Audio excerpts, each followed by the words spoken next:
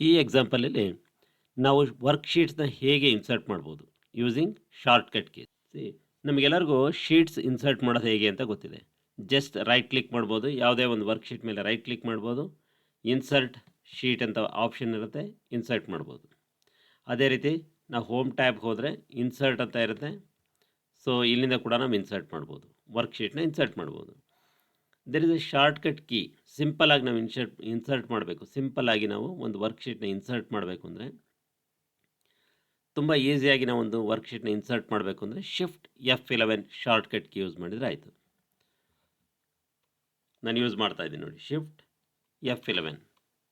So ಇನ್ನೊಂದು sheet insert ಆಯಿತು. So ಇದನ್ನು ಎಲ್ಲಿಗೆ ಬೇಕಾದರೂ ಮೂವ್ ಮಾಡ್ಬೋದು. ಡ್ರ್ಯಾಗ್ ಮಾಡಿ ನಾವು ರೀಪೊಸಿಷನ್ ಮಾಡ್ಕೋಬೋದು.